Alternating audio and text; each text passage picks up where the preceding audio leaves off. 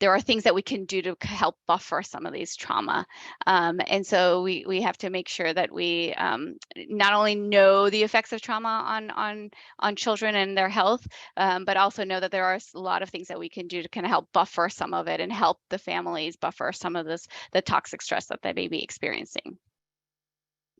This is a great handout if you guys work with children with who they have a DARI handout on what is ACEs and what is resilience. And it's you can Google it. It's under PACES Connection and it's part of ACEs Aware and some of the work that is being done in California around adverse childhood experiences.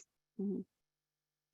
So how do we approach our Afghan population? I think these are the principles that I incorporate in my practice, and these are the things that I teach my residents and med students on how to work with our immigrant population, refugee population, and specifically for our Afghan population. So the principles of cultural humility, a trauma-informed approach, having strength-based approaches, and then a community collaboration.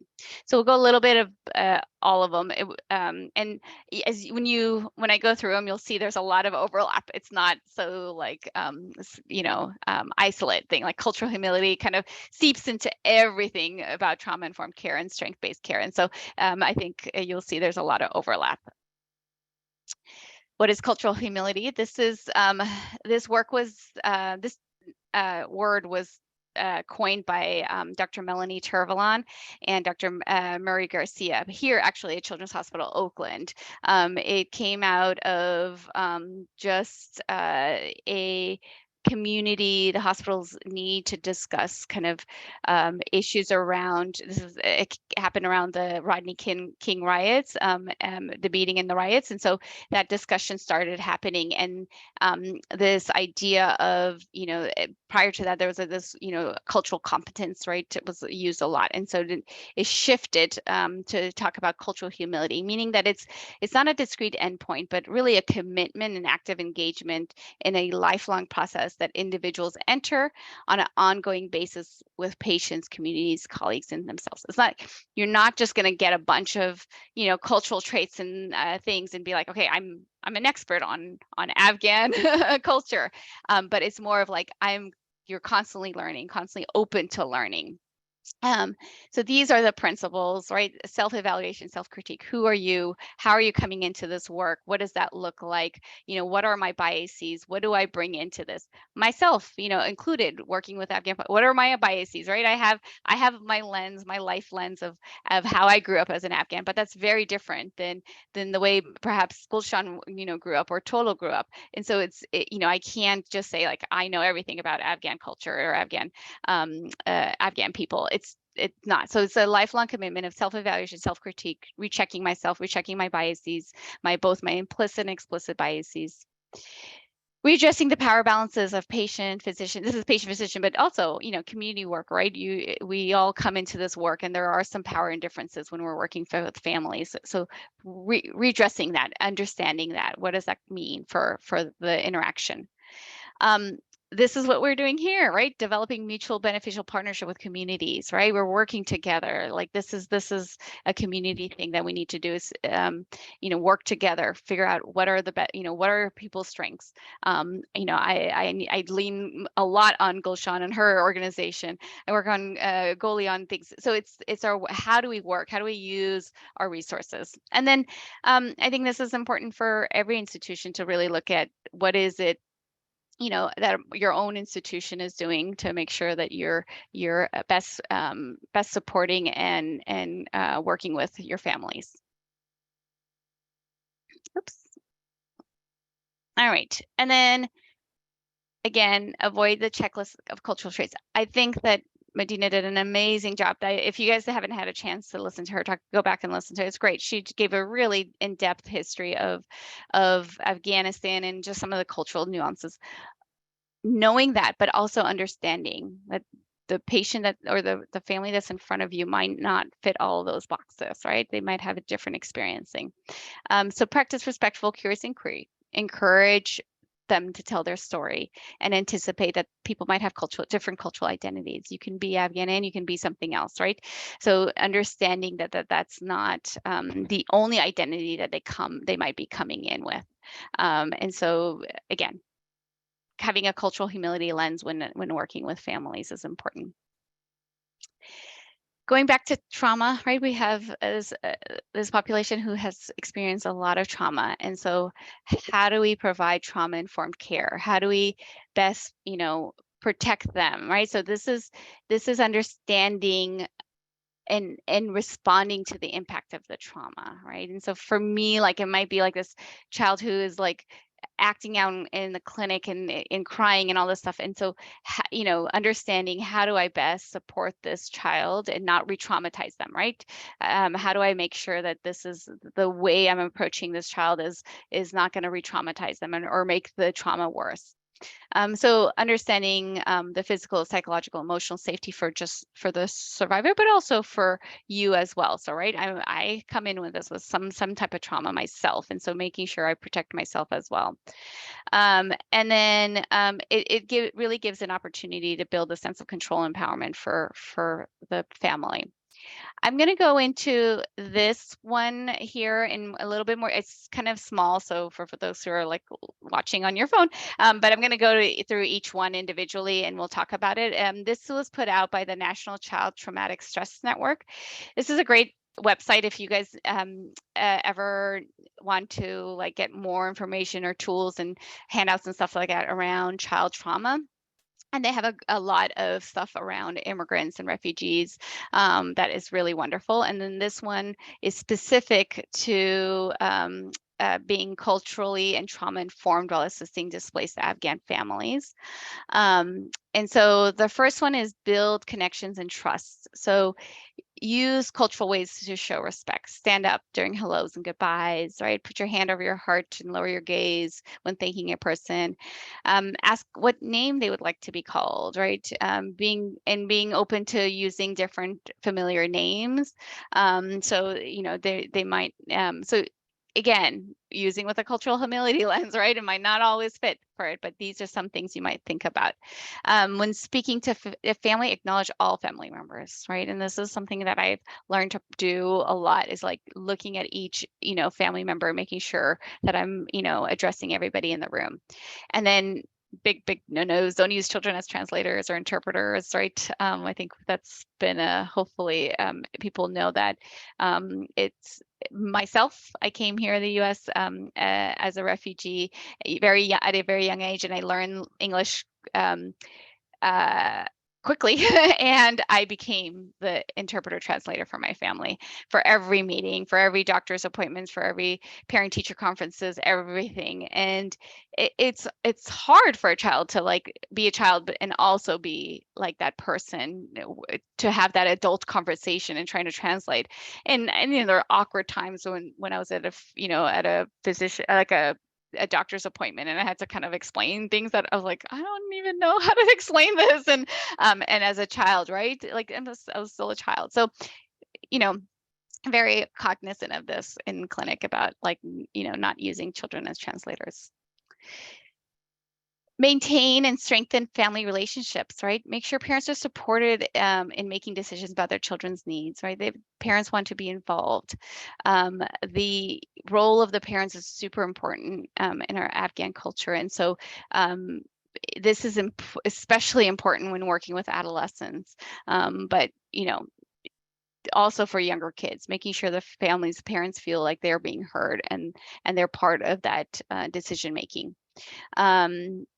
Normalize challenges, respect the cultural parenting practices, right? Unless they're harmful, right? We have had to deal with some of this where we have to talk about what's allowed here in the US, what are the laws here, and, also respecting kind of like their parenting practices that might, not fit in Western kind of approaches. And so like working with them, but also giving them strict kind of understanding of what the American laws are and that system. So center the parents as authority in making decisions about their children's future. This is super important. And then help families develop a shared understanding. This is our role.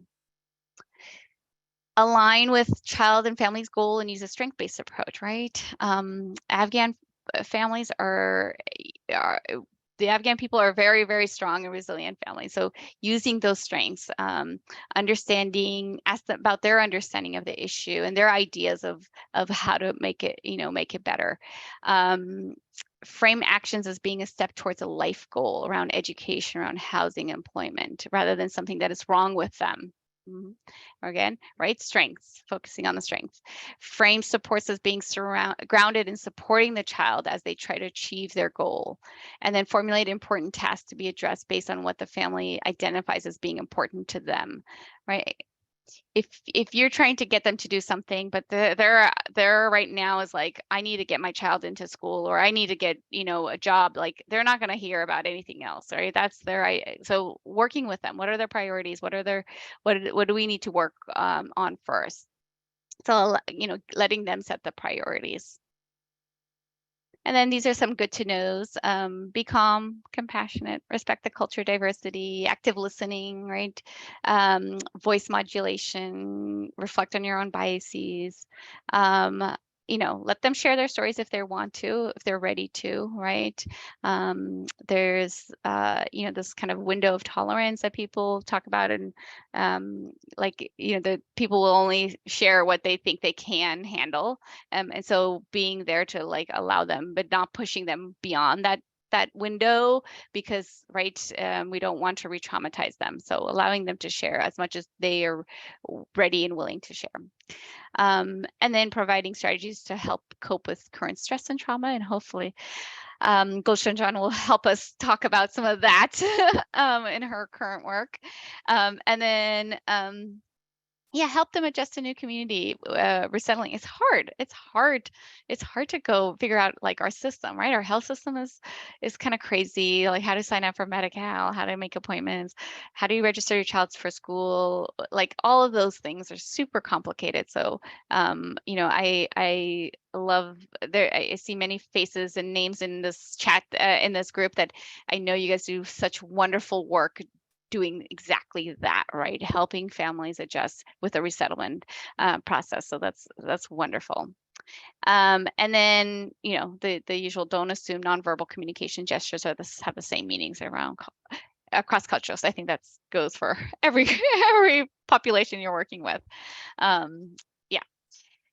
The other tool I like to use, and there's a lot of overlap with the other one that we just talked, so I'm not going to go actually, just given time. I want to have an opportunity for our panelists to speak and share, and but this is out there for you, and I can share these slides with you all. It's the 10 clinical pearls of trauma-informed care for refugees and immigrant health. This was put out in 2019.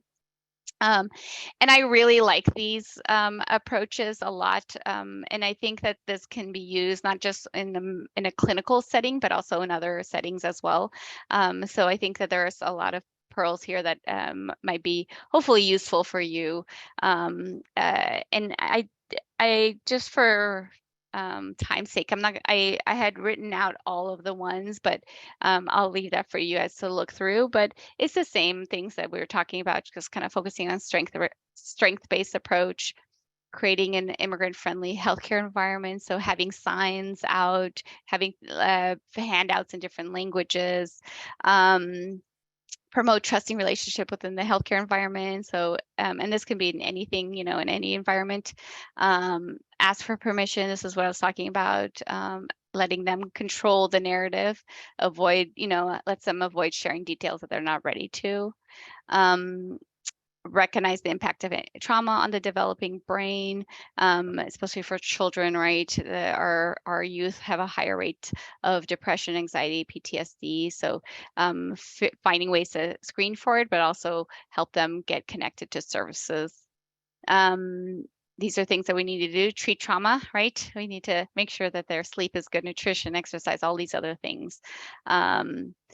2-generational approach to care, or 3, right? There might be a grandparent, so you might need to do many generational, and supporting, supporting families, especially when there's these cultural clash and issues with living bicultural. Know your own local resources, which is what we're doing here, right? Building this community, sharing what's out there and sharing our work and working together. And then we talked about this, right? The trauma doesn't end once they get here. All right, there's a lot of trauma that happens right here in the US. And so acknowledging that and recognizing that. And then advocate, right? Advocate for yourself too, right? There's a lot of vicarious trauma that can happen. So understanding that, and then using your voice, using your privilege, your power to really make changes to advocate for our immigrant population. I'm going to end with strength-based stuff, and then we're going to go quickly into our panel discussion. Protective factors that help are positive outlook, strong coping skills, connection to pro-social organization, cultural pride reinforcement. So like, making sure, when you're talking to families, helping identify those coping skills that they have, really pointing it out to them. You're doing great. Look at how wonderful you're doing. And then connect them to resources. It's lonely. It's lonesome. The community that they had in Afghanistan is very different than the community here. And they feel very isolated and separated. And so really working on some of those some of those cultural pride events, things that are happening. That's wonderful to get them connected to that. Resilience, right? Strong family relationship, community support. These are things that you can focus on. Yeah, I think this is it. So I'm going to end there because I think I want to have time for our panel discussion. All right, so I am going to introduce our panelists that I'm so excited are able to be here and to work with us here today. So we have Goli Hashimi, who is who's an Iranian Canadian who's been living here past 15 years. She left Iran at the age of 11 during the Iran-Iraq War, and she's an occupational therapist and works as an assistant professor at Samuel Merritt University in Oakland in the Department of Occupational Therapy. She's also the director of arts and wellness with a nonprofit group called Art Together in Oakland. She started volunteering with the IRC about 5 years ago, and now, in addition to her work, continues to volunteer as an occupational therapist with multiple refugee agencies. And she's working on establishing free access to occupational therapy services for refugees and immigrants to really bridge that gap in services in the public healthcare system. And she works a lot with my families, my patients, and there's one family we work closely together with, and she's been wonderful. Her volunteer work as an OT and Art Together has led to work with many Afghan families in recent years because she speaks Farsi, and so she's able to build that relationship with our families. So welcome to Goli. We also have Gulshan Yousafzai, who has experience as a refugee she's also a refugee from Afghanistan, and multicultural exposure brought by living here in 3 different countries during her early years. Her early childhood was interrupted by the Soviet invasion of Afghanistan and subsequent displacement of her family as refugees to Pakistan. She then came to the US at 9 years old and stayed in New York for a brief period of time before settling here in Sacramento. She finished her high school in Sacramento before going to Davis to pursue a bachelor's degree in political science and government. It came relatively natural to Gulshan to develop an interest in issues related to community development and social services, catering to different underserved groups in the society.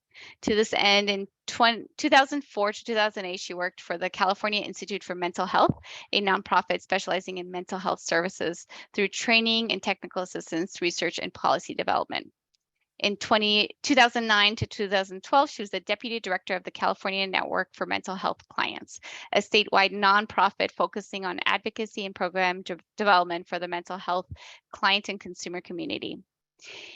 Gulshan joined MAS SSF in 2013 as the executive director. She has had over 18 years experience in nonprofit administration, mental health policy, funding, and peer support.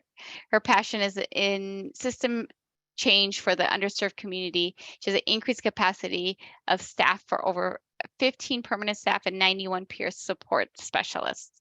And she's built a broad portfolio of community service offerings, including the first ever peer support program for Muslims in the U.S. and securing varied stream of funding through city, county, state, and federal funds. And she's like my go-to for anything mental health related among our Muslim population and families. Like I reach out to her, and other folks also reach out to her when things happen. And so she's does a lot more than just that. And then we have Deep Tran, who I have known for several years and have been, it's been a privilege to work with her. She's a public health nurse since 1992, and she's worked with a lot of Afghan families, especially Afghan moms and children over the last 12 years. Or prior to that, prior to being here in Oakland, she worked for 12 years in the Washington, D.C. metropolitan area.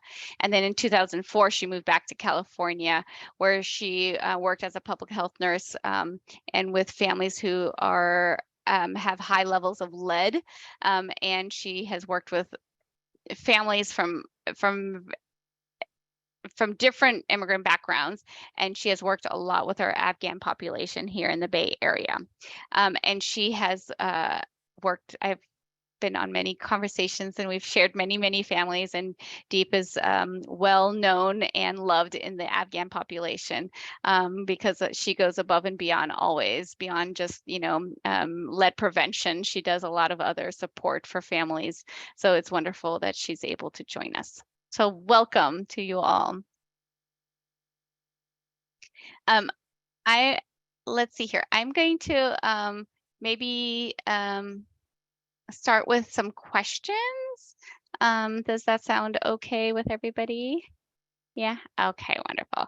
And then we'll keep an eye on the chat. So if you guys have questions, please feel free to enter it in the chat, and then we'll monitor it and make sure that we're able to answer your questions. So the first, oh yes, I'm sorry. I'm going to first have everybody introduce themselves and maybe talk about their current work and a little bit about their organizations if they can. So I'll let you start, Goli. Good afternoon, everyone. Thank you so much to First Five and UCSF for having us here. I really appreciate it. And thank you, Zarin, for the wonderful introduction. So as Zarin, Dr. Noor mentioned, I'm an occupational therapist. I've been an OT for over 20 years, and I've practiced in Canada and the US and in other countries as well. And I got involved with the refugee and immigrant community about in a more intentional manner about 5 years ago when I started volunteering with IRC. And since then, I've become a lot more involved working with this population. The agency that I'm representing really here is Art Together, which is a nonprofit agency with the mission to provide art programs that foster compassionate communities where refugees and immigrants can flourish. And we provide creative spaces for local refugees and immigrants to connect with their community. We have a music program, an artist program, and a community arts and wellness program that I'm the director of. And what we try to do is use art as a social glue based on its universal language and how it can invite conversation, laughter, storytelling, and a sense of belonging and bringing people together. And over the past couple of years, I have successfully facilitated self-care and support groups using arts-based strategies for Afghan communities, Afghan women, Afghan youth, and that we will be having more programs coming up that I can mention. I don't know if I should mention it now or mention it later. But that's one thing I do. And then, of course, I provide occupational therapy services to families who are referred to me informally through different agencies or through doctors or resettlement agencies when they come across clients who are having difficulties, either for adults or children or youth who may be having physical, cognitive, or psycho-emotional challenges that they might be facing that interferes with their daily functioning in terms of whatever their daily occupations, the things they need to do is. Sorry if I spoke too fast. I am a little nervous. No, you did great, Goldie. Thank you so much. No, doing amazing work. And yeah, I'd love to hear more about events that you have. You can put in the chat too if there's any events. I will, Gulshan, do you want to go next? Sure. Guli did great. So Gulshan Yousafzai, you heard about my background. So why I got into this work really was, of course, personal and lived experience, what I've seen throughout my life as a kid. I've been raised here. I've never seen Afghanistan. I hope to see it one day. But from what I've seen here, I've seen the effects on a personal level in terms of what trauma does. I was just sharing with our panelists right before this when we we're doing a check-in about what how trauma breaks you apart and how much it hurts you. Yet majority of our community, and I think in general, it's universal idea that people don't get what it does to them. They tend to just blame themselves and focus on why they're not a good person and how they're not doing well, and coupled with the way that the US values are, where you're supposed to work hard, be an individual. It doesn't really go with the Afghan way of being raised. And so just seeing the trauma that has occurred not only in my own family, in my own life, but also in the community. I got into this work primarily because of that. I really, really love what I do because it affects, it reminds me of everything I've seen since I was a child. In terms of the agency that I represent, so it's Mass Social Services Foundation, in short, Mass SSF. Our focus is on wellness and mental health. All our programs are focused on prevention and intervention. We have a goal to keep families together with everything that we do. We have 9 programs, and they're all provided in 5 languages. So English, Dari, Pashto, Arabic, and Urdu. We are located in Sacramento. However, all our programs are virtual. So it could be accessed pretty much anywhere. In fact, we get calls for our youth line from around the US and outside of the US. And as you all may know, Sacramento has the highest, I think out of the 84,000 that came in, about 36% are located, and arrivals have been resettled in Sacramento. So it's really, really huge number here. The programs we have, very quickly, because they're 9 and I don't want to go into too much detail, but I feel they're very important because they're designed specifically for refugee and immigrants, and they all serve Afghans as well. So our main program is the peer support program. Basically, it's called Shifa for today. Shifa means healing.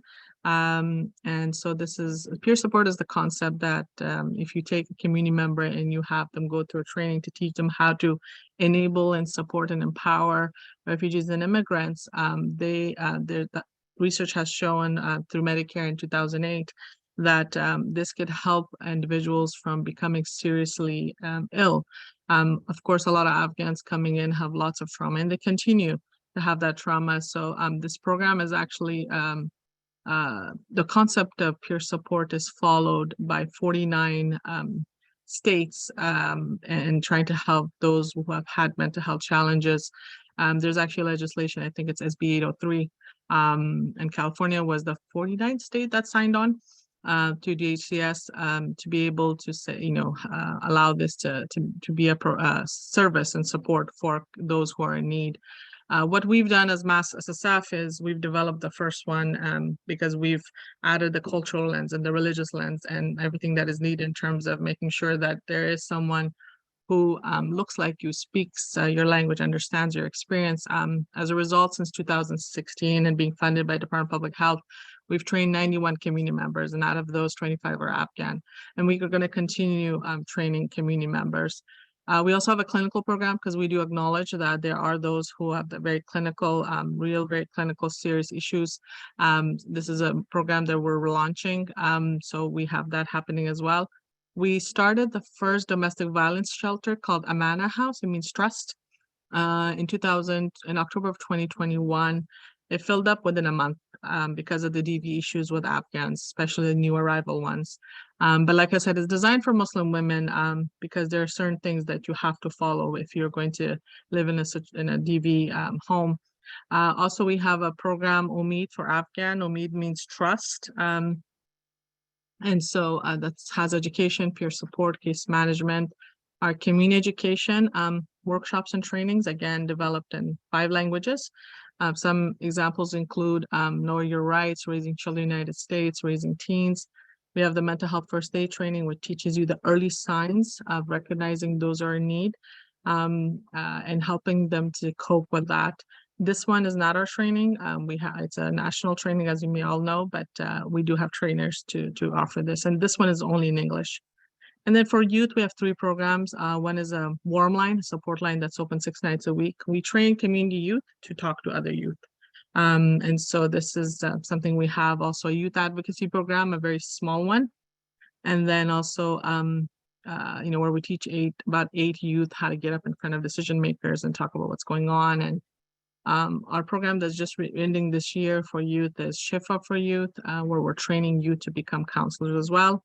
And then our very last one, our seniors, we've had it since 2015, where we teach them on prevention, isolation, how to prevent those things. And recently we got funded to develop the first Afghan program, starting this year and making them self-sufficient. Through the arrivals, about, I think, 100 to 200 came in that were elders. And so we will be developing that further to focus on them. And so lots of programs that we do, lots of services. And like I said, we're in Sacramento, but all our programs are virtual. Thank you. Thank you, Gulshanjan. That's wonderful. That's amazing. So many more programs than I had heard before. So this is great. This is wonderful. Deep, would you like to go? Hello, my name is Diep Tran, and I'm a public health nurse. And I worked in Alameda County since 2005. My job is to help children in general recover from lead poisoning. And it's very hard sometimes to work with parents from different cultures because they are under a lot of stress. They worry about their economic situation. They work long hours. In Afghan families, the mothers sometimes come from faraway provinces where they're not allowed to go to school. So they are illiterate or semi-illiterate.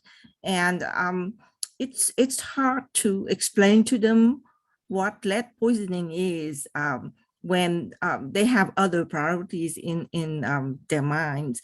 But I have been successful in the past 17 years because they are really lovely parents. You see, I think of the commonalities between me and them when I go to the house to meet them for the first time. And one thing I learned very quickly is that it's not a good idea to bring a translator from outside, because some parents have told me that they prefer a translator from the family. But aunts, uncles, cousins, brothers, sisters are all in Afghanistan. So there's no one except for the father. And the father works 2 jobs. He's at work from 8 a.m. until 9 p.m. So how can I solve this? I cannot work with the parents. And these children, I look at them, they're bright-eyed, they're so smart. The first home visit, they don't speak English, just run around and look at me curiously and speak Pashtun or Dari to each other. But the second or the third home visit, just a few months later, they start talking to me in English. And by the end of their first year in the USA, in California, they can converse almost normally with me. So I really have to help them. And I see children from age 1 year to 21. But most of my cases from Afghanistan are aged between 12 months and 24 months, because that's when the physicians who see them for well child care are mandated to screen them for lead poisoning. And we do get quite a few from Dr. Noor and the pediatricians at the Claremont Clinic at Children's. And the older children, by older, I mean 6 or older, school-age children, their blood lead levels are not that high, yet many of them have problems struggling at school. And even if they are now speaking fluent English, they would, the parents would tell me, oh, she's not doing well in math, she's not doing well in reading. So I don't know if it's from lead poisoning or not, but my job is to get them the resources that these kids need in order to address the learning problem. So the parents are very receptive, but you have to respect their culture and their wishes. So number one thing I adhere to is try to use that as much as possible for interpretation. It's a real problem if that is not available until 9 p.m. But I can work around that. I will let Dad know. And Dad usually speaks perfect English because he worked with the US troops in Afghanistan as an interpreter or a guide. So I have to go see them whenever that is available. It's not hard, usually before he goes to work or after work. After work is a problem because it's very late. I've done openings from 9 p.m. until midnight. And I'm just on the brink of collapse, but it's okay. I get the work done.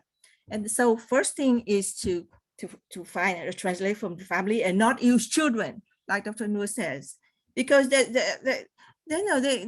6, 7, 8 years old, they can't understand the health message on lead poisoning. And the second thing that helped me over the years is find commonalities between them and us. I'm a refugee from the Vietnam War, and I came here when I was an adult in 1975 when the war ended and Vietnam became one country under the new regime. I was already 19 years old.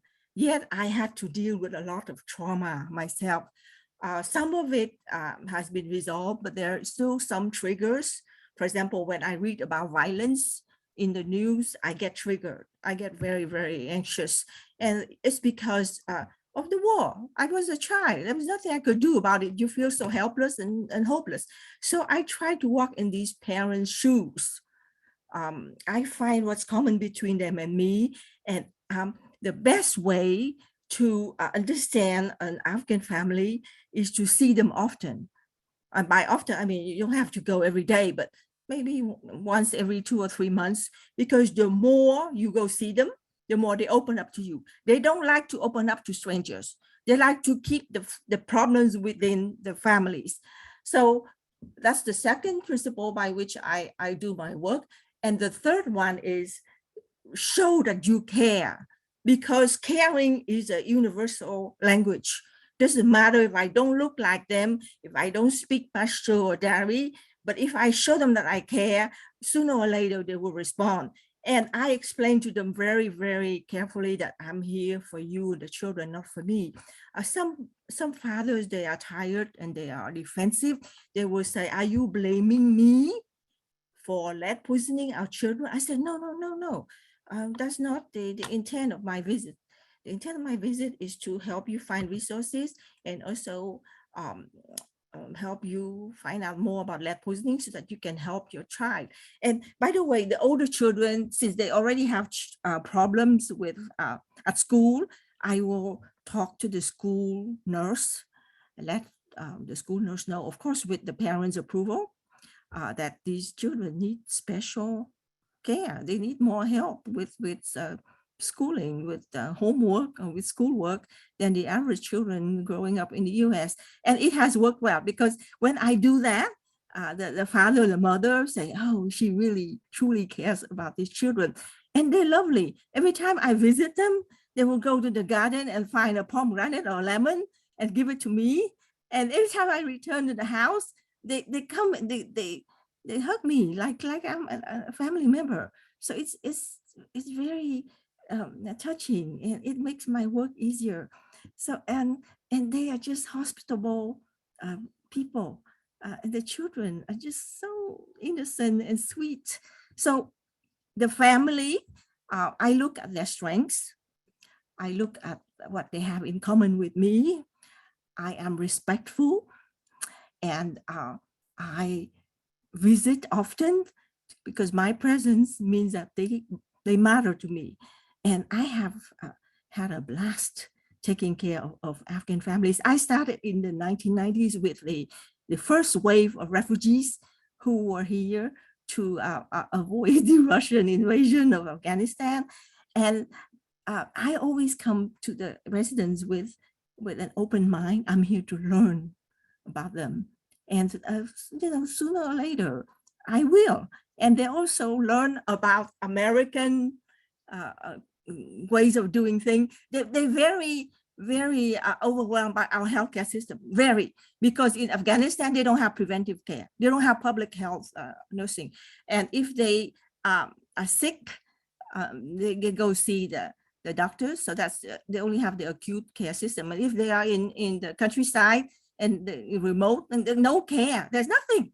There's nothing. They make do with very little. So I have identified strengths from them that I can use to develop as a human being, like their resilience. So thank you, Dr. Noor, for Thank you. my work. Yeah, of course. Thank you, Deep. You, I think, highlight the importance of just showing up, I think, and being there, and really the heart and, passion you bring into your work is amazing. And I think also just to acknowledge that, the Vietnamese American community has really stepped up huge for the Afghan during the Afghan evacuation. They really stepped up and helped a lot of communities, the Afghan community. So I appreciate that as well. And I just want to acknowledge that. I think that's important. And I think something that you brought up, your career, and I think Goli and Gulshan as well, is like all three of you guys have worked with Afghan population prior to the evacuation, and so your work has been long. And so my question is, what challenges have you encountered with the recent Afghan arrivals after the evacuation in 2021 in comparison to the previous arrivals? And there's waves, right? I think, Deep, you talked about the early 80s was like late 70s, early 80s was the Soviet invasion, and a lot of Gulshan's family, my family left, and that's one. And then there's other ways of migration. So I guess kind of comparing what's different with this population that has come, and what are some challenges perhaps that you've seen. Gulshan, you want to start? Yeah. Sure. So, just and like I said, the arrivals in the 70s and 80s versus in 2014, Afghans came, but also Iraqis and Syrians came with what was happening then. Then, of course, the recent Afghanistan collapse in 2021.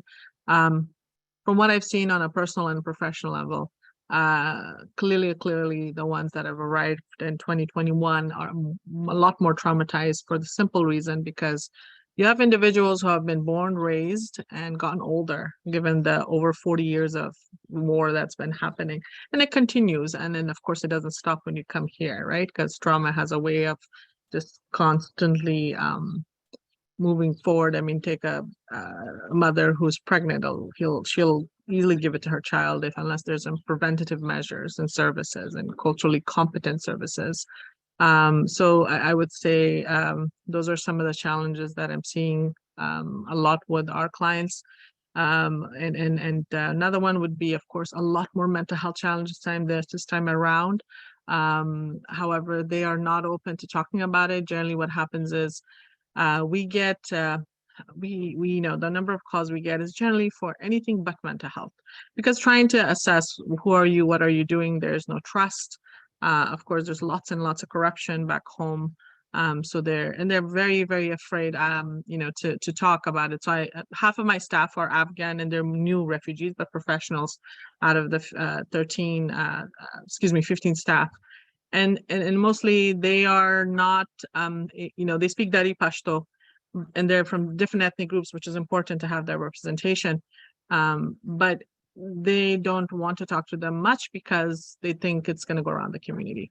But do they have a choice? Not really, because they don't speak English either. And the men who generally do speak English, the husbands, there's very limited English, and English that is taught to them in a different way compared to the American one. And then homelessness. I did not see that. And it's something in our culture we could never imagine it would happen to our community. We're seeing lots of homelessness. Cultural challenges, of course, are the obvious. DV challenges, very large numbers of DV issues coming about. It's also because from what we're seeing, the couples that come here, there's now a new life. Different individuals are told different information. They think, okay, if I just call the cops, everything is going to change. You should never, ever, ever stand for anyone hurting you. But at the same time, information is not given to these community couples about what happens. Youth violence, another huge thing. In Sacramento, there's a school district here. For the last 2 years, there has been so much youth violence with the new refugees and African-American youth. And of course, a lot of, from the huge number of arrivals, majority are youth. And so the youth violence that is happening, I think these are many, and there's more new challenges that I've seen in my work in terms of with the Afghans that we have to figure out a way and long-term solutions for, because the number of Afghans that have arrived, like I said, I think the average family is like 7 of Afghans. And so generally there's like 8, 10, 13. And so majority are children and youth, and this is not going to end. This is going to affect our community. So there has to be a way to figure out long-term solutions for them. Dr. Zarin, I actually just got a message about actually a Afghan refugee child who's in critical condition. So Okay. I need to step away, and Yes. if I can, I'll come back. Thank you. Good. Thank you so much for your Thank you. help. Yeah, thank you. Wonderful. Goli? So my experience has been limited to the past few years, but I will say that what I find very different from families who've arrived recently than before is exactly what Gulshan mentioned, is that I find them that they're much more traumatized, and they are still, the trauma is still very fresh. They've observed really traumatic scenes, including some of the children at the airport when the evacuations were taking place. And so there is behavioral and mental health challenges, and it's very hard to speak about these things because they're trying to forget it and it's very fresh. So trying to be really patient with them and give them that space that it's okay not to talk about this. And acknowledging that this is very hard and you can't get over it immediately. It's not something that could be easily forgotten. I think it has been really important. And as DF mentioned, is that making sure you show up over and over again so they can establish that trust with you. I think that is really crucial as well. Checking on them, calling them. When they're ready, they will speak up, but it does take time to establish that trust for sure. But I do find that the trauma is very raw still and fresh for the more recent newcomers compared to the ones from a few years ago that I've worked with. Thank you so much. Yeah, I completely agree. And it's great that you have art that you can use to help them kind of, express some of their feelings and trauma in a way that isn't always just speaking. So that's wonderful. Deep, would you like to? What's the difference between the recent families that you've been working with compared to some of the other families? Oh, thank you. I'm typing the answer. I appreciate you. Yeah. Yes. I agree with what Gulshan said earlier, that there's more trauma because before the Taliban take over in August 2021, Afghanistan was still doing okay as a country with the US presence and foreign aid. Now the economic situation has gone from bad to worse. There are no jobs anywhere, and families are selling their pots and pans and jewelry in the street just to survive. And not only that, but the way that they left all their relatives behind, and they're worried about their safety. I have a case who was very sick when he got here because he got a little bit lead poison from the eye makeup in Afghanistan. And then when he was in Oakland, he lived in a house, a rented house in Fruitvale that had a lot of peeling lead-based paint. And he was very, very active, and he played outside a lot. And that was how he got exposed. And he had to be taken to Children's Hospital in Oakland for a treatment calculation in which he's given very strong medications to help remove the lead from his body. And his mother came here with 2 sisters, and there are 2 other sisters who didn't make it, who are still in Afghanistan. And both the sisters and their husbands worked for the US troops. So they're now being hounded by the Taliban. They're in hiding all the time. They're very, very scared of being found out. And the children are following the parents around and not getting any education. So there are no jobs, no education, no safety, moving constantly, living constantly in fear of being discovered by the Taliban. And one sister did have an encounter with the Taliban. Somebody told the local Taliban government about their whereabouts. They came to the house to look for dad and the oldest brother. Luckily, the men were not home, but they beat up the mother and the 19-year-old son. And they sent pictures to families in the US. And everybody was just, oh no, because they look really bad. So, the trauma is worse. It's not just the economic situation, it's also a political situation, and there's grief, the losing the life that they used to have, and the relatives, the family. And as we know, Afghans are very collectivistic, they're not individualistic. So they live for the family, and to leave that all behind and coming here and not knowing the culture and having to adjust is so scary. So that's the new generation. They're just like the previous 2 waves, but worse.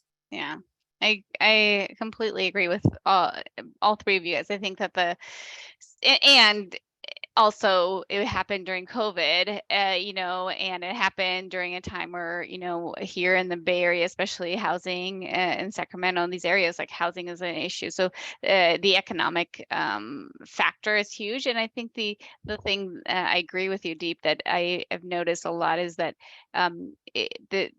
not only is there a trauma that they own experience, but the ongoing trauma that their family are experiencing in Afghanistan, and then the not being able to go back, or they're not able to communicate with them, or have them come here. It's that separation is felt. I've noticed all these families that separation is so much deeper and more traumatic for them. And so I think that's definitely something I've noticed with the current wave. I completely agree with you. I guess what are some, let's shift to the challenges, but what are some strengths that you guys see? What are some strengths in working with our Afghan population? Like, what are things that you see that are helpful in your work, and that you see that ways that you've collaborated, and how what are the strengths that you're focusing on to kind of do the work that you're doing? Goli, go ahead. Sure, I can go first. I mean, I have to admit the resilience and the perseverance is quite unique. Maybe it's not so unique, I don't know, but to me it's very inspiring. And what I find is that when I'm able to make that connection and the cultural humility that I do feel, and once they start trusting you, they do share that information. So that is the strength, being able to make the connection with them. They're very hospitable. They really want to take care of you once they get to know you, and to be able to use that as a way to both support one another, I think is really a strength with the families. And it has worked for me to be able to connect with the families more, and then their resilience and perseverance. They ask, once they realize you really care, they do ask for help. So it's letting them know that I'm here for you. I'm not here because I've been sent from work. I'm not here because, this is my job, even if it might be. I'm doing this because I want to do it. And I think that really helps them recognize that you want to help them, and their resilience and perseverance in wanting to make life better for themselves and that family connection for their, their next of kin, the family that they're here with, and the family that is still left behind. They really care about the family that's still left behind, and that is a strength, because until they can't look after themselves, it's going to be very hard for them to look after their family that's still left behind, and helping them recognize that you need to do well to be able to support everybody else really works. I have found with the families that I have been working with. But I would love to hear from Deep and Gulshan as well. Thank you. It's wonderful. Yeah, I completely agree. Gulshan? Yeah, I think everything Guli said was on point. So I don't want to repeat it. I do want to just, the resilience, of course, she said, but it's amazing. Just truly amazing. In addition to everything Guli said, the willingness to learn and work very hard. It's very inspiring, especially when you've been through so much. I was actually on a call. There's in Turkey, they're giving $6 million, I believe, or somewhere around there, to help Afghan refugees. So in Turkey, they developed their public health developed a program and for Syrians and Iraqis, and I was on a call with them they were asking input, given we were frontline staff, and we work directly with refugees. And that's another thing that they pointed out, is that no matter what you give Afghans, they will do their best at it and will not give up just because it's simply a job. So the hard work is just truly, truly inspiring. And it shows. If you're in Sacramento, and the number of businesses that have opened up is just, it's mind-boggling how many have opened up by new refugees. Just around my office, there are at least 10, and I'm talking about within 2 to 5 minutes. So the number of businesses that have opened in Sacramento by new refugees, it's very inspiring and very different from when my family came, because when my family came, it was done in a different way. It wasn't in a hurry, and they were not willing to take risks. But it's quite interesting to see these new arrivals, maybe because they're generally between, I'd say, 20 to 40 and maybe 50s. And so they take more risk. And it's really the American way of trying to just, use the opportunities. So that's, for me, that's really nice, because they're willing to try, and it's okay to fail. They're willing to try. So they open up lots and lots of businesses. So that's a huge strength that I'm seeing. That's wonderful. Thank you so much. I'll have to come try some of those those restaurants and businesses. Deep. What are some strengths that you're seeing? Yeah, I mentioned some of them in my previous conversation. I admire their resilience. They've lived for decades with hardship. It's a very hard life in Afghanistan. In fact, I have a friend who is a public health nurse in Washington, D.C. He's a U.S. Army reservist. He volunteered to go serve in Afghanistan in 2002, and he liked it so much that he asked to return one more time. And I said, George, people can't wait to get home. Why do you want to go back there? And he said, the people. And he told us that if they invite you to their house for a cup of chai, which is a tea with milk, because they have nothing. They have maybe like 2 sweet potatoes and some tea. That's it. The first time they invite you to their house, you are a visitor. But if they see you a few days later and they invite you again, then you are a friend. I always remember that story, and it gave me goosebumps. So I remember that. And when I visit an Afghan family in Alameda County, I tell myself, if they stand offish to you today and they don't like my message on lead poisoning prevention, it's because I'm a visitor and a stranger. If I keep showing up, I become a friend. And it's true. And not only the parents are very, very grateful, but the children love it. They start practicing English with me. At first, I don't understand anything because it's a mixture of Pashto words and English. But in 6 months to 9 months, these children speak almost perfect English. So it's a resilience, it's a hospitality, it's the way they love the relatives back home. They're always thinking of grandma and grandpa and cousins and aunts back home, and everything that they earn, they send home. And one family even asked me, how can we bring them here? I said, oh, that's a big story. It's a lot of work, but I've been helping them too. All I can do is just find them the right resources, such as call the Senator Feinstein, and explain to her your situation. But it's hard because there are more people in need than there are resources for them, not just here, but also back in Afghanistan. But it doesn't mean that you can give them some hope by trying to help. Yeah. Thank you so much. Thank you all for sharing. I agree with everything you guys are saying there. There's a lot of strength and a lot of wanting, what's best for their child. They all come here, especially for families who, groups that work with children. Like, these parents really want the best for their children, and that's very evident. And so just kind of finding that common ground, like Deep said, like in finding a way to communicate with them and build on that strength is great. When I think something that I've experienced recently with the Afghan evacuation, there was like a lot of organizations working, and some of the organizations were working in silos and their own little things, and I think this has been a challenge trying to get all community working together, and collaborating to work to best provide services for this population.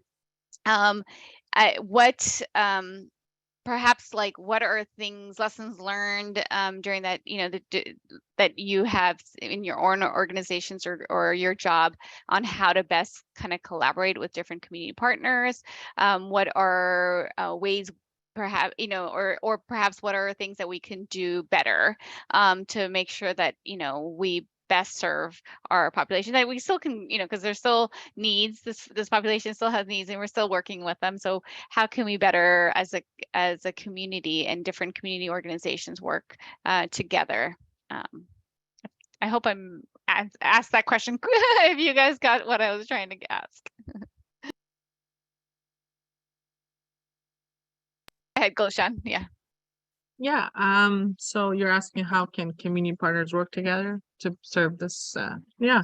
So from what I've seen so far, since the collapse in 2021 of August, I saw lots and lots of money coming in, right? And so everybody's wanting to help, and out of their good intention and heart, everybody was jumping in and wanting to help, and that was excellent. But then as the months passed, I saw that organizations were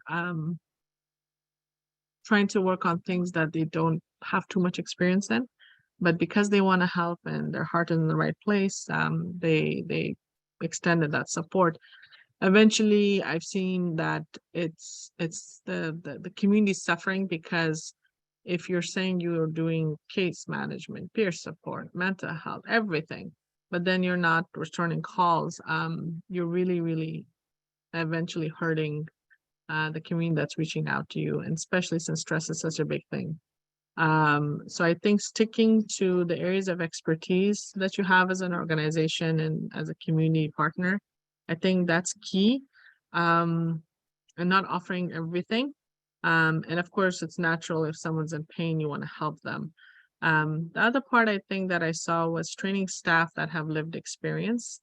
It really, and building that trust and connection, it's huge. And then having staff that have actually lived here for a while. I've seen many times, again, because of lack of interpreters, translators, or maybe those who have programmatic experience. New Afghans from back home that just came a year ago are hired. Nothing wrong with that. They're very helpful.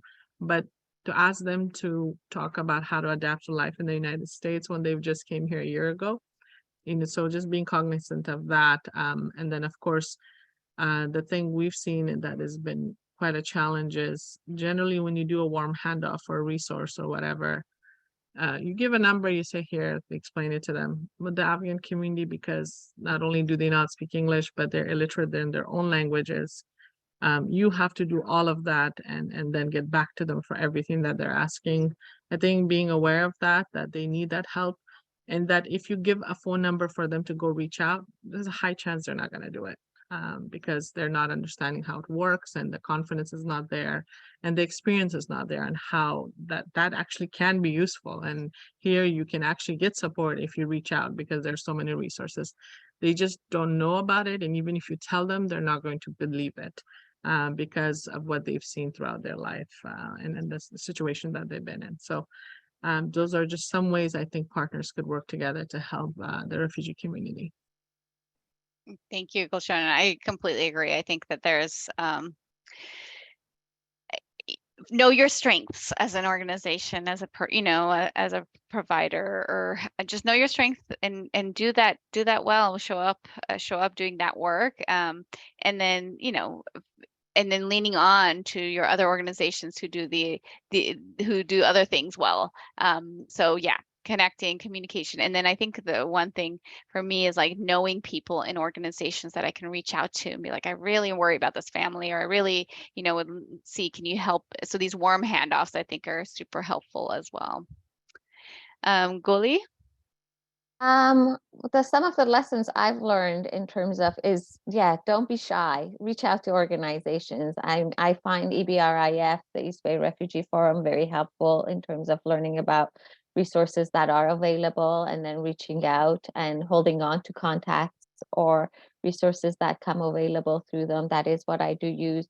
And on a personal note, I think one of the lessons I've learned is, vicarious trauma is something that is also very real, and needing to look after ourselves to be able to continue to look after our clients. Sometimes this isn't mentioned. So as Gulshan said, we work together with organizations, but it's really also important to look after ourselves, because I do know sometimes when the families do open up and then they do share their experiences and their losses, it can be a lot to process. I experienced war as a child myself as well, and some of it does remind.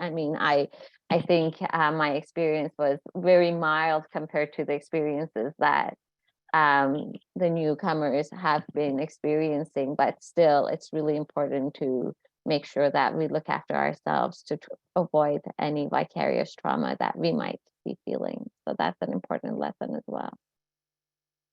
Definitely. It's like the, airbag thing, put it on, or like the thing air in the airplane. You got to take care of yourself in order to continue doing this work. For the long run, because it does wear on us, and it can.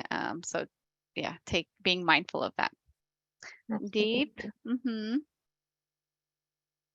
I'm sure you worked with multiple organizations and community.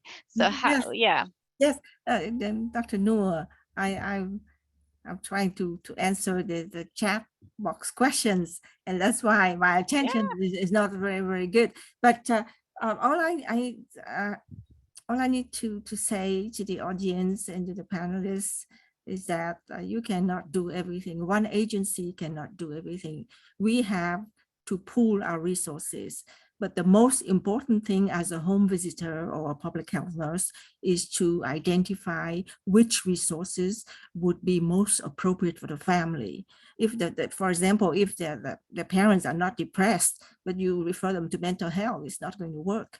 And I've been told that most Afghan dads need a job, a good one, so that he wouldn't have to work 2 minimum wage jobs. So job, and second thing is housing, because sometimes you go to a residence and you see 6 people squeezed into a 3 or 2 bedroom apartment, and the children are teenagers, they're growing up. So a lot of them need privacy. I visited an Afghan case in Union City. She was 15 years old, and she's still sleeping with her parents at the bed at the foot of her parents' bed. And why? Because they have 2 other bedrooms, but her older siblings took them. So I had to find housing with another room for this family.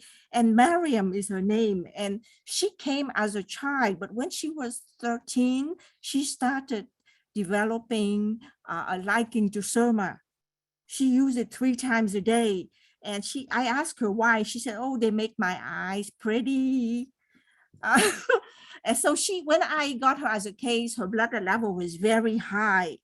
And she had been using it 3 times a day for a couple of years. And she was not doing well at school. She was homeschooled. She was also aggressive to her parents. They don't speak good English. And one time she snapped at her dad and she said, Dad, you're so stupid. That's just not seen in an Afghan family. So I know there's something going on. And it turned out to be the lab. She's also severely depressed because she doesn't have any close relatives, no cousins to play with. And she is behind with school. She doesn't feel good. She has to sleep with her parents. But we did help her recover from lead poisoning. Oh. And it's, it was a very long process. And it's hard to work with teenagers. Yeah. Because they're stubborn. Luckily for me, her family, her older siblings and her parents really worked with me to help Mariam recover from lead poisoning, and also the medical provider who was Indian and who understood the risk of using the eye makeup. It's called Surma in Afghanistan, but in India it's called Kajol, I think. But it's the same thing. It's lead sulfide powder full of lead. Yeah. And there was one thing that I learned from this family was that there is no word for depression in the Afghan community. The father suddenly told me, Deep, Mariam has heart problems. I said, oh, has she been treated? What is the medication? So he said, okay, I show you. And it's Zoloft. Zoloft is not for the heart, it's for depression. So just ask questions, don't just assume anything. Yeah, I think just for folks who don't know, lead is a heavy metal that is often put into eye makeup, like kind of the dark eyeliner that people use. And when they use lead-based ones, it gets into the bloodstream and causes really high lead levels, and can cause a lot of behavioral problems, learning difficulties in children, and so in the Afghan culture, some folks put that especially in babies, and it's supposed to brighten their eyes. It was kind of like there's a lot of reasons people do it for health reasons, and so and they put it directly in the eye and it gets absorbed and it gets really high level. So that's what Deep was talking about. I think the one thing you brought up is that I think we can maybe talk about is also depression, right? There's no word for depression. There's no word for that, and so kind of like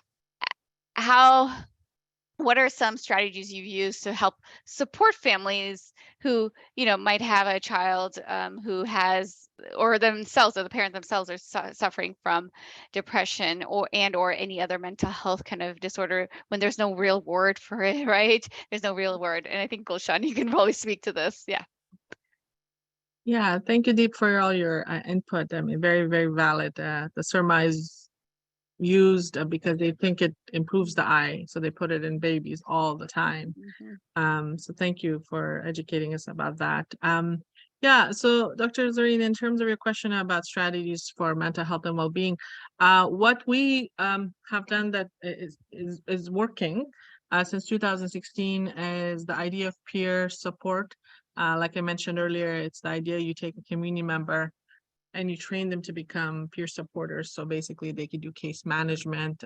They're trained by the state to be able to help those who are in need and they understand the language. What this does is, because there's stigma to accessing services, generally it's more like a professional friend that you have, if you may. So they talk to them. So half of my staff that are new refugees, this is helpful because they start to talk about, hey, there's these services, this is how you can get help. And slowly, once the trust is built and developed, then they start talking about, well, my child is depressed or I'm depressed. And then we move them forward onto our intake coordinator who does the assessment. So that's one strategy that definitely is working. We approached California Department of Public Health in 2016 to basically discuss the idea of developing a community-defined practice. Majority of mental health services are evidence-based practices, but they're not designed for communities that are underserved, who see mental health in a whole other light or it doesn't even exist. So peer supporters are able to do that. So that's one strategy. And since they can do all kinds of support and services, it starts from there. Another thing that's been successful, we've done this 2 times and we're doing it again a 3rd time actually at the end of this month, is prevention events. And so we hold events to bring community members in to, to be able to talk about mental health. They're not going to come in. So we have music and food and all kinds of incentives. And we've gone up to 800 new refugees to come in and attend.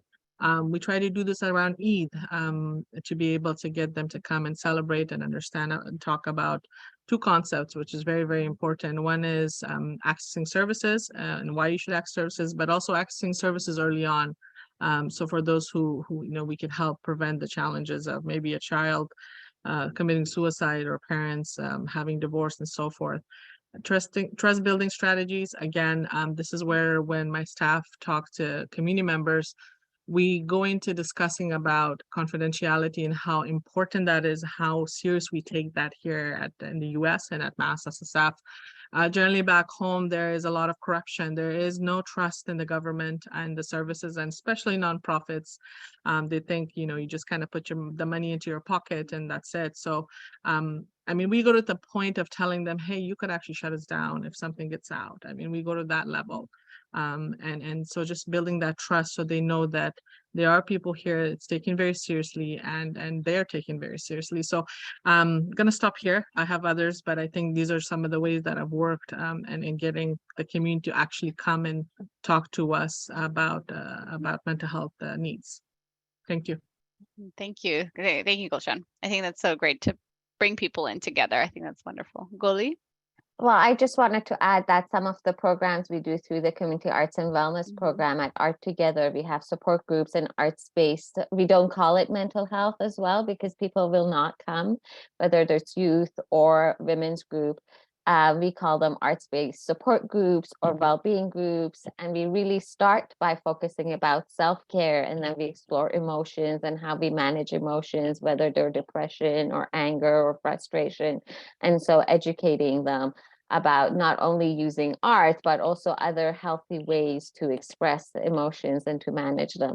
So that's one way that we do manage mental health at Art Together. Great. That's really wonderful. Zarin, if I may add one more thing. So surprisingly, I got this much later than I should have, but I think I heard one of the panelists speak about this slightly when I came back from my emergency earlier. It's the idea of understanding the culture and the collective thinking. In the US, it's more individualistic thinking. So many times I've seen again and again where the topic of women being oppressed is applied to the Afghan community and other underserved communities, that women are oppressed, women are not this, women are not that. Yes, very true, but also not true. So there's both, right? But applying the American concepts of what oppression means for women to a community that doesn't focus on individuals, they focus on the family. If you are, a man in an Afghan family, it's their honor, it's their goal to make sure that their family is okay. So approaching these topics from more of a family-oriented collective thinking than just saying, okay, just focusing on the individualistic, I think it helps a lot.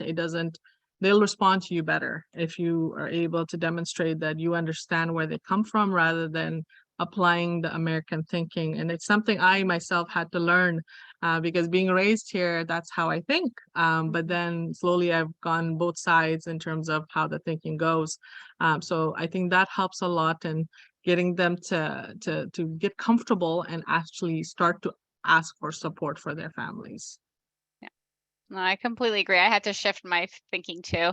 Like this Western idea of mental health and well-being and all that stuff is very different than what, and not just for my Afghan population, a lot of other immigrant families that I take care of, it's not the same and it's not. And so like talking about it, approaching it, the services that I might suggest for them or where I send them is very, very different. And it really depends on their view, on how they view this depression, right? How they view it. Like, what does it mean to them? Does it mean heartache? Does it mean stomach ache? Does it mean headache? Like, what does that mean to them? How is it presented to them? So I completely agree. Deep, we're talking about just kind of, how strategies that we support for family, how we use, what we use as strategies to help support Afghan population around mental health and kind of, you mentioned had depression, for this child and they didn't call it depression. So, yeah. Yes, it's truly common sense. You talk to the parents and you try to find out if anybody has who anybody has depression. Well, no, I try not to use that word. It's feelings of sadness and nostalgia and homesickness, and of course the mothers who are homebound, taking care of the children, can't get out of the house. They don't have any older relatives such as their mothers and aunts, cousins helping them with childcare, and the child brings the homework from school, and the mother can't even help the child because she doesn't know the language. So no wonder she feels so hopeless and helpless and depressed. So just find out as much as you can what the parents need and start from there. And what I find interesting about finding them a resource is that you just don't give them a name and a phone number. You have to come back later and ask them, how did it work for you? Did you get in touch with somebody? Because a mother told me that they called and left a message and nobody called them back. And after 2 attempts, they just stopped. So what good does that do? In that case, we can either find them another resource or we call the agency ourselves. I try to let them make the first call to empower them, to show them that, yes, you can do it. Yes, you can take care of yourself in this foreign country. Because look at me, I've done it. I was a refugee like you in the 1970s. I'm thriving. I'm working for the American government. I'm helping other people like you and like myself in 4 decades ago. And it's good that when you empower them, they're going to do it. You cannot just walk into the house and say, do this and do that, and not explain to them. And we also have to be patient with them, because the first time we talk to them, they may not do it, but the second or third time, their resistance weakens. And when they do that, then I commend them. I said, you are doing the right thing. You are proactive. That's good. So just compliment them. Just don't make them feel worse by not responding or not understanding them. That's what Dr. Noor meant by cultural humility. I believe that you can get cultural competence from books, but cultural humility, you have to walk in their shoes and you have to practice it constantly. It's uncomfortable at first. I was very uncomfortable at first, but after about 6 months, it becomes second nature. Well, thank you, Dave. I think you have practiced cultural humility and trauma-informed care and strength-based before it was even labeled that. I think that's truly, you've been doing this work for years, just like that. I appreciate that. Gulshan? Yeah, just along the lines of the culture, knowing the culture, understanding how the Afghan parent sees a child is very, very important. The culture usually teaches you that when an elder speaks, you stay quiet. And generally, the elder is the one that talks. And even if they are wrong, you still listen out of respect. So just understanding how the family unit works and how they see elders and as well as children. When it comes to children, there's this is just from what my experience, the new refugees seem to think that they don't know much, they can't understand much, although children are extremely, extremely smart. So letting them know that, no, that's, educating them about how children are able to understand things a lot more than they might think. Generally, they think kids are actually an informal I shouldn't say this because I don't know Pashto well, but they are words that basically it's almost like you're saying the word animal because they think they're like animals. They don't know much. And so this is an everyday slang word. So just educating them about the fact that children can understand and are able to, much more than they might perceive as parents, and then also understanding how the family sees children and elders. I think that would be an important component in getting them comfortable so they could seek services. Yeah.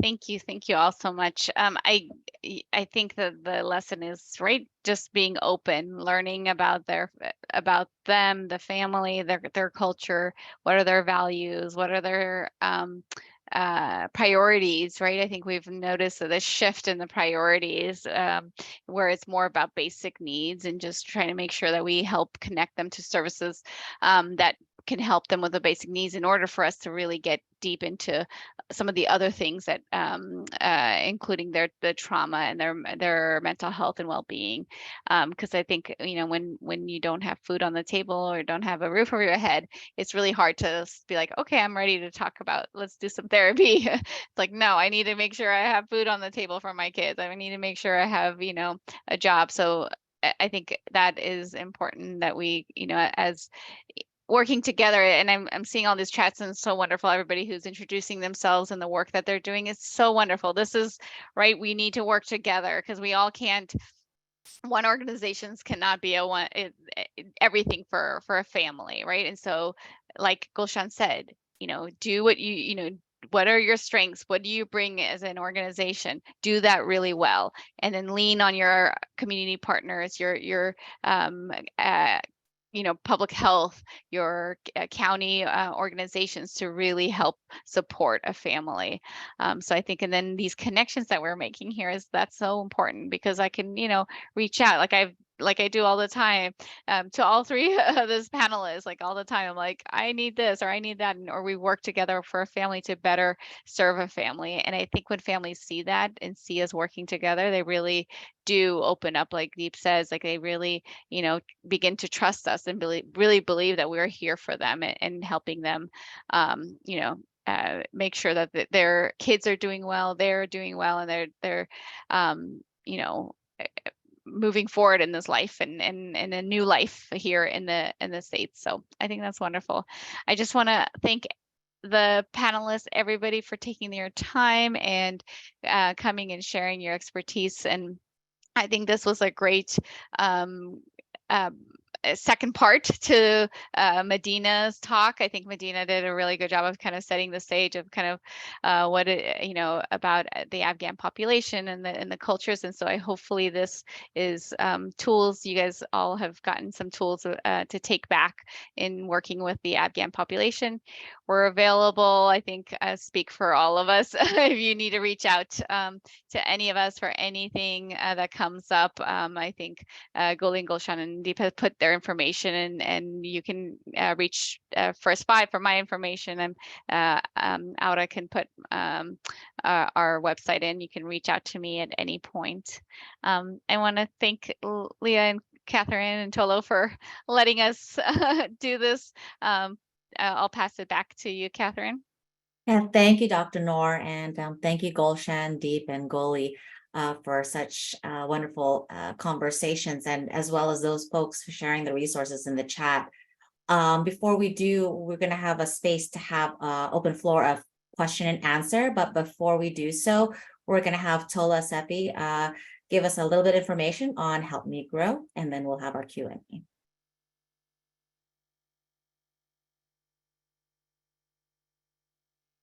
Hey everyone, my name is Tola Seppi and I am from Help Me Grow. I'm the community liaison. And one of the things I wanted to have you guys leave with today is like a concrete support in addition to all the other supports that are available. And that's Help Me Grow. It's a county-wide system to promote the development, learning, and social emotional health of children birth age to 5 living in Alameda County. I know one of the statistics that stood out to me when I was learning about the Afghan arrivals when they were at the base camps was that I think like 82% of the arrivals that were coming in were children, and many of them were 0 to 17. So I want to let you know that Help Me Grow is there as a resource and can connect children. And Dr. Noor talked about ACEs, and we also do the adverse childhood experiences and things like that and connect children to the resources that they need. Our centralized access point has 4 child development care coordinators. And while they speak English, Spanish, Cantonese, and Mandarin, we do have interpreters available on the phone. So if you were to call with a family, or if a family were to call us, our phone number is at the top. We'd be able to have an interpreter on the phone instantly that speaks Dari or Pashto or whatever language that they feel comfortable in. We'll have access to that right away. And so if a family should have questions about their child's development or behavior, we are there. We also do the ages and stages questionnaire to make sure that they're developing on track and can monitor their behavior and learning. We also connect the community to resources such as diapers and food. So many times when families come here, already like rent and the cost of living in Alameda County is so expensive, we would love to help those families access resources such as diapers and food. And kind of what I mentioned in the chat box, I think something you'll learn over time with Afghan arrivals is that it's very customary for us to decline services or water or anything the first time.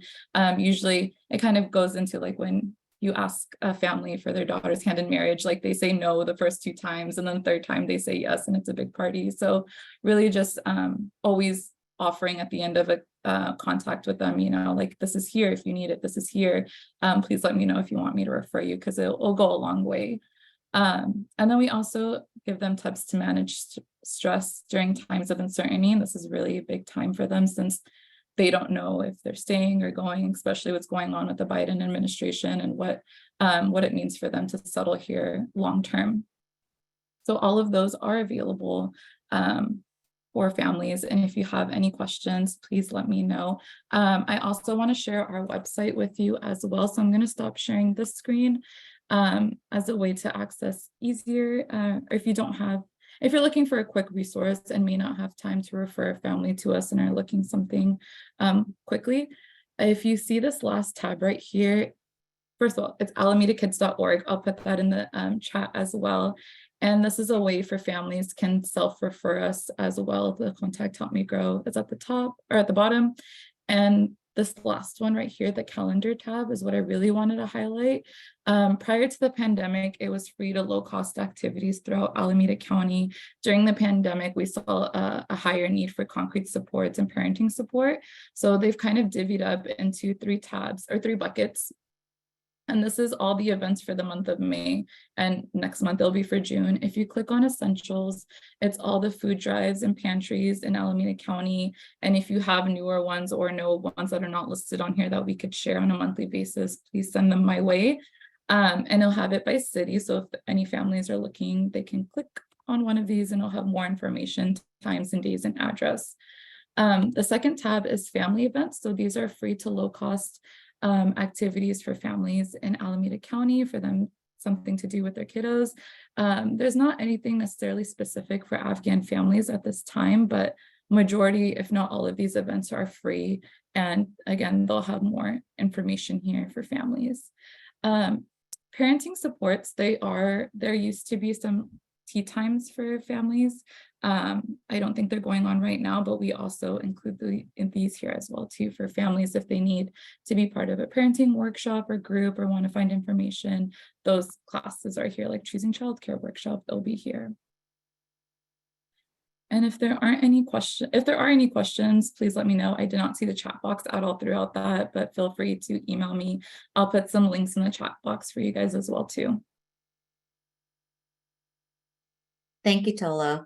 All the links for materials presented today is actually in the chat box. And also there's resources from everyone that's participated, a lot of folks that had some resources to share. It's also in the chat box. We really want to use this time and open up the floor for question and answer. So you're welcome to come off mute, or for those who actually had some questions in the chat box, we could use this time to open that floor for discussion.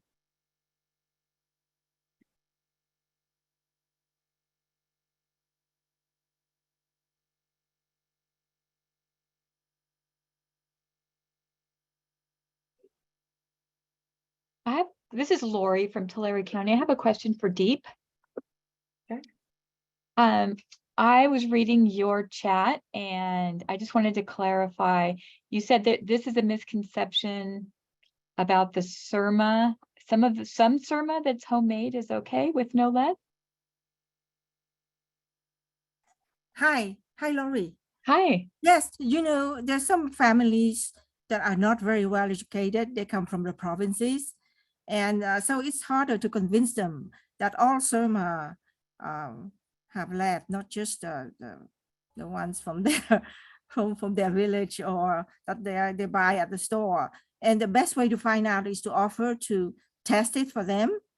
They may not believe the nurse if they see the results that it has thousands of units of lead in them, then they will eventually understand. And not only that, but the fathers also start to believe you because they need to get proof that we stand behind what we say. And one father promised me that he would call his mom in Kabul and ask her to minimize or stop using the Surma on newborn babies. Not stop completely, but use less, once a day instead of 3 times a day, and use for 3 months instead of 1 year. So the message of lead poisoning prevention is getting across to these families, regardless of how overwhelmed or stressed out they are. But we just have to keep trying and do it in a respectful way. And if I see something that doesn't sound right, like, oh, my mother made this Surma and it's fine, it's safe for you, she says, then offer to test it. The state led program will do it. Yes. Thank you. Can I just make one more point with regards to Surma? I think the strategy that's worked for us when we've gotten lots of participants is if you have a doctor talk about this, anyone with a degree, a letter behind their name, the community trusts a lot more, and it's someone who's from the community but also is a doctor of some sort. They'll be able to listen to you more. I always joke about the fact that, after God, doctors are second. No, it's imams, religious leaders, and then it's doctors. So those are your 3 authority figures that most will listen to before they actually do something. So yeah, it's a strategy that's worked. And then also in the language, of course, having Dari and Pashto. A lot of arrivals are Pashto speaking because more are Pashto speaking in Afghanistan than Dari. So having both options at MassF, we have everything in both for the reason that the numbers, but also to just be inclusive and accepting, because there's a lot of, it gets very ethnic very fast in our community. I learned a lot about that in terms of where I'm from, which family I belong to. Once the new arrivals came, I didn't know about this. So using both languages is I think it just helps to get them more comfortable. Thank you, Gulshan. And thank you. Does anyone else have any questions? I have a question for Goli. I wanted to ask you, how do you explain occupational therapy to Afghan families?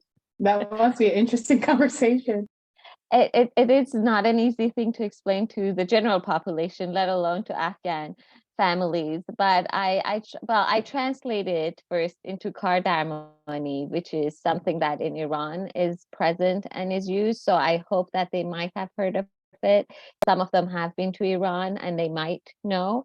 But besides that, I talk about it as being the profession that helps people do the things they need to do, want to do, or have to do, but can't because they have either physical, psychological, or cognitive difficulties. And that's the way I explain occupational therapy. So, your child is having difficulties with their schoolwork, maybe because it's cognitive, maybe it's behavioral. And then as OTs, we can work on X, Y, and Z to help support them.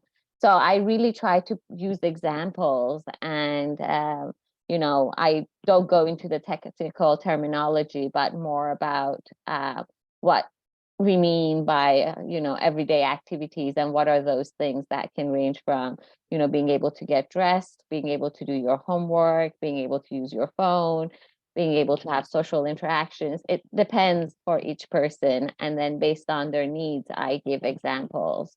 So if it's someone with a cognitive impairment, for example, recently I came across a man that has been referred to me that is having a really hard time learning English, and they don't understand why. And is it dyslexia or something like that that's happening? And, after talking to him and explaining, because I actually didn't know the word for dyslexia in any of the other languages, to try to explain what that is, they opened up and told me he's had a major head injury.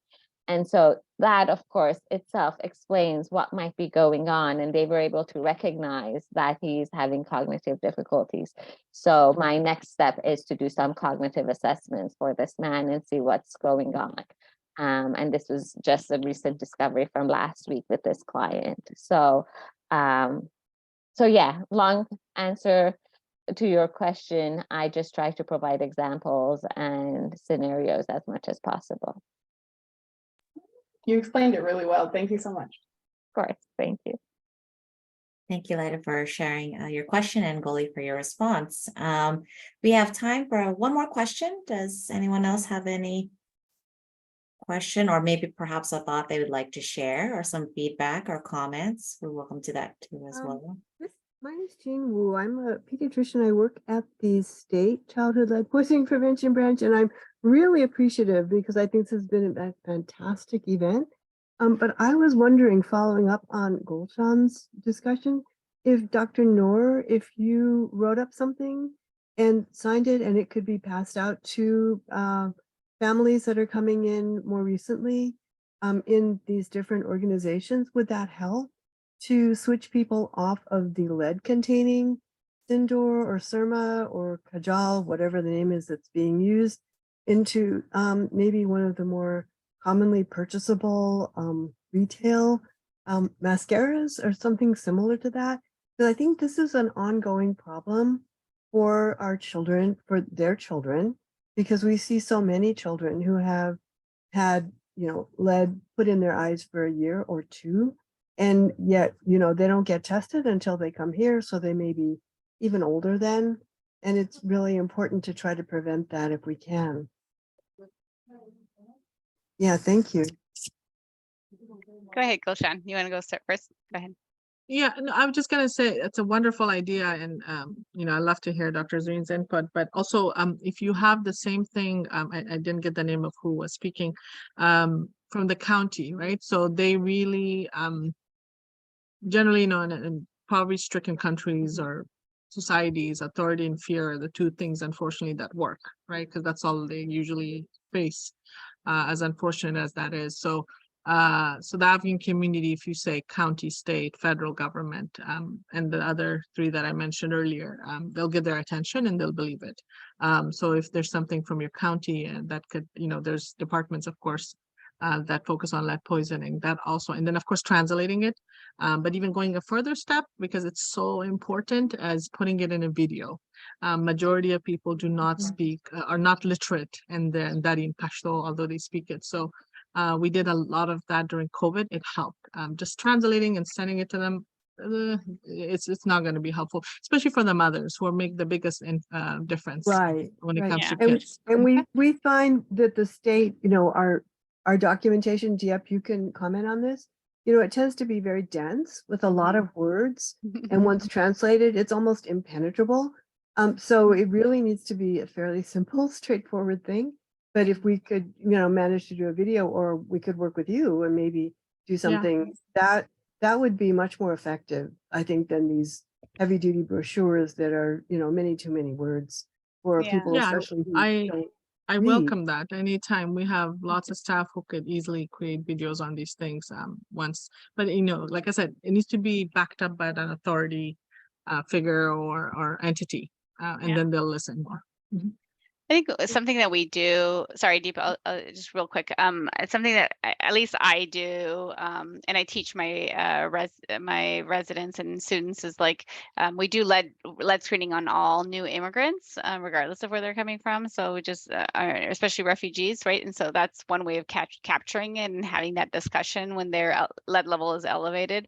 And I have worked with, thanks to Deep and connecting me to the public health department to do videos. We've gone on Afghan TV shows and talked about lead and lead prevention, and with my very broken Dari spoken about lead, and so yes, and I agree with you, Gulshan. I think when a a physician says something, it's a lot more. There's a lot more weight to it, I feel. So I think partnering with community physicians to do that conversation. Yeah, go ahead, Deep. I just want to mention that a lot of immigrant families have language barriers, not just Afghan families. I've worked with young Yemeni moms who are literate. They live in the big cities, but they really don't understand public health messages because in their country, there's no public health, there's no prevention. And and also there are some Spanish-speaking families from Guatemala who cannot even read Spanish. So if we give them the handouts, they would just throw them away. I saw handouts in the street that were left there by a previous person. So in that case, I will make sure they understand. And the best way for them to understand is for them to hear it.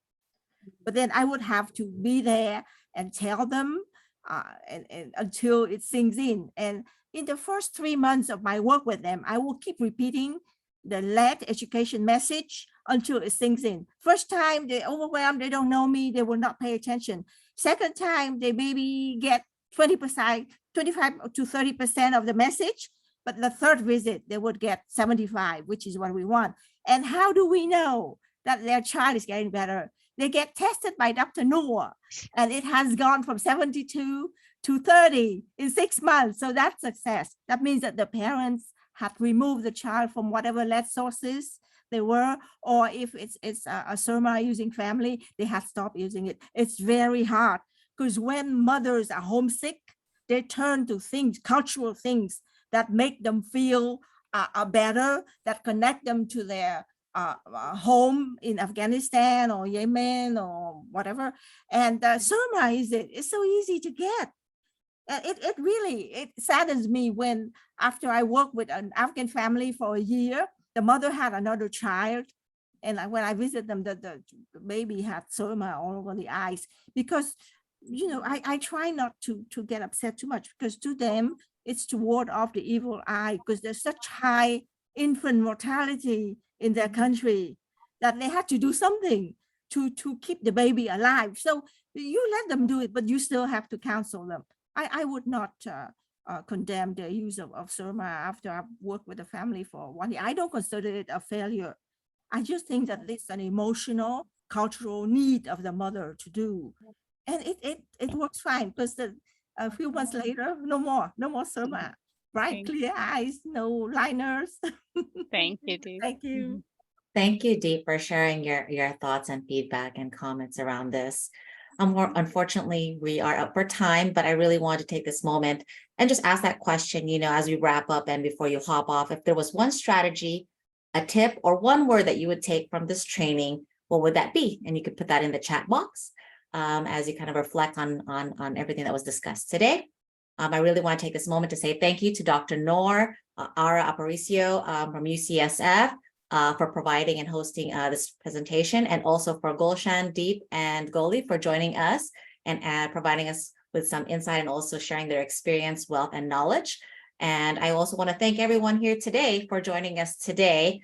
Again, there's going to be a link for the materials in the chat box. If you also haven't attended the previous presentation, there's also a link there as well.